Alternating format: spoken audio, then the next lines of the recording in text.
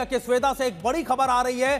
स्वेदा में द्रूज समुदाय ने सीरिया के झंडों को उतार दिया है। सीरिया के झंडे की जगह उन्होंने इजराइल का झंडा फहरा दिया है। द्रूज समुदाय का मानना है कि जब पूरी दुनिया में उनसे मुंह फेर लिया है और जब सीरिया के राष्ट्रपति अल-शारा की सेना उन पर जुल्म कर रही है, तब सिर्फ इजराइल ही उनकी रक्षा में आ गया है। द्रूज समुदाय ने आरोप लगाया है कि सीरिया सेना उनका नरसंहार कर रही है और उन्हें बचाने के लिए इजराइल ने सीधे दमिश्क में सेना के मुख्यालय पर बमबारी की और इस वजह से उन्होंने इजरायली झंडा फहरा दिया है। यह दिखाता है कि द्रूज समुदाय और सीरिया की अल-शारा सरकार के बीच अविश्वास कितना ज्यादा गहरा हो गया है और यह आने वाले दिनों में एक और नए विवाद को पैदा भी करता रहेगा। हमने आपको लगातार बता रहे हैं कि आखिरकार इजराइल ने इन्हीं इलाकों में ज्यादा अटैक क्यों किए हैं, साउथ सीरिया जो इस समय सबसे ज्यादा प्रभावित क्यों है। अब आपको सीरिया के उस स्वेदा प्रांत को नक्शे पर दिखाते हैं जहां सीरिया के हमले का जवाब इजराइल ने दिया है। दरअसल स्वेदा या फिर आप कह सकते हैं अल स्वादा सीरिया का दक्षिणी शहर और स्वेदा प्रांत की राजधानी है।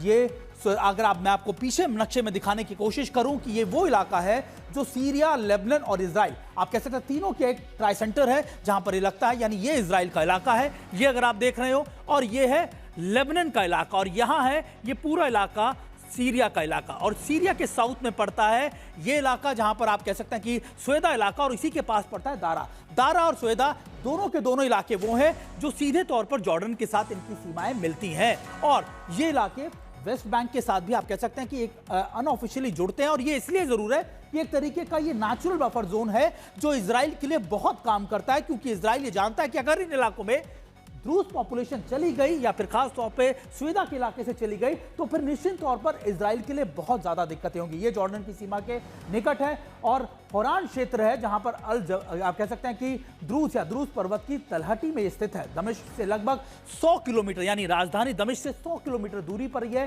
स्वेदा सीरिया का एकमात्र ऐसा प्रांत है जहां द्रूज समुदाय बहुसंख्यक है, यानी मेजोरिटी में है, जो कुल जनसंख्या का करीबन 90 से 91% है। यह सुन्नी मुस्लिम आप कह सकते हैं कि बेदुइन से बसे हुए आबादी का सिर्फ 30% है, यानी यहां पर सुन्नी पॉपुलेशन सिर्फ 3% के करीब है। ये सुन्नी मुस्लिम अल्पसंख्यकों की समुदाय जो आप कह सकते हैं कि रूल करता है और यहाँ पर इनकी मौजूदगी द्रूज कम्युनिटी की बहुत ज़्यादा है और अक्सर यहाँ पर पिछले कई दिनों में द्रूज और अल्पसंख्यकों के या फिर आप कह सकते हैं मिनॉरिटीज़ के बीच में बहुत ज़्यादा कन्फ्लिक्ट देखने को मिला। जब सीरिया सुरक्षा कर्मियों ने यहाँ दखल दिया तो इजराइल ने यह हमला कर दिया, क्योंकि ये सीरिया के जो आप कह सकते हैं दखल जो था सेना का वो द्रूज कम्युनिटीज़ को दबाने के लिए या फिर उनको कंट्रोल करने के लिए किया गया था, जिसके बाद इजराइल वहाँ पर सामने आया और इसने इस इलाके में अटैक शुरू कर दिया। खास तौर पर दमिश्क के अंदर खास तौर पर अटैक किए गए जहां पर सेना के बड़े मुख्यालय हैं और उनके प्रेसिडेंशियल प्लेस भी है। इस बहाने क्षेत्र में अपना दबदबा कायम करने के लिए कोशिश कर रहा है इजराइल और इजराइल की पूरी कोशिश है कि वो इन इलाकों के अंदर अपनी मौजूदगी दर्ज करा सके।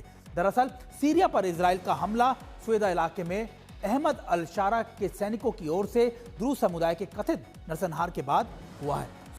अपने आपको ये सारी कहानी बताई, लेकिन आपको ये भी बताते हैं कि द्रूज समुदाय है क्या। द्रूज समुदाय एक अल्पसंख्यक धार्मिक और जातीय समूह है जिसकी जड़ें इस्लामिक इतिहास में है, लेकिन आज ये एक स्वतंत्र और रहस्यमय धार्मिक परंपरा के रूप में जाना जाता है। ये समुदाय मुख्य रूप से सीरिया, लेबनान, इजराइल और जॉर्डन में फैला हुआ है। सीरिया में इनकी आबादी 7 लाख से ज्यादा है। इजराइल में द्रूज लोग सेना में भर्ती होते हैं और कई उच्च पदों पर भी ये शामिल है। इजराइल के भीतर द्रूज समुदाय के यहूदी नागरिकों जैसे ही अधिकार उनको प्राप्त है, यानी इसका जो वर्चस्व है या फिर इनकी जो मौजूदगी है वो इस पूरे प्रांत के यानी बॉर्डर एरियाज के अंदर है। यही वजह है कि ये इतने ज्यादा इंपॉर्टेंट है। और देखिए ये खास बात ये भी कि इजराइल हमेशा से चाहता है कि द्रूज कम्युनिटीज को कंट्रोल यहां पर उनका रहना चाहिए। आपको याद होगा पिछले साल जब गोलान हाइट्स में एक हिजबुल्लाह की तरफ से एक मिसाइल एक प्लेग्राउंड पर आके गिरी थी जिसमें कुछ बच्चे मर गए थे, कुछ लोग मर गए थे, वो द्रूज कम्युनिटी के थे और खुद नेतन्याहू वहां पर जाकर द्रूज कम्युनिटी से मिले, उन्होंने उनके साथ खड़े होने की बात कही और शायद यही पोस्टरिंग अब वो दोबारा से इजराइल दिखाना चाह रहा है, क्योंकि इजराइल को ये लगता है कि अगर ये कम्युनिटी इजराइल के साथ में आ गई, चाहे वो सीरिया के अंदर मौजूद हो, चाहे वो लेबनान के मौजूद हो, वो निश्चित तौर पर उनके अचीवमेंट या फिर आप कह सकते हैं कि ईरान के प्रॉक्सीज को कंट्रोल करने में इजराइल की बहुत मदद करेगी।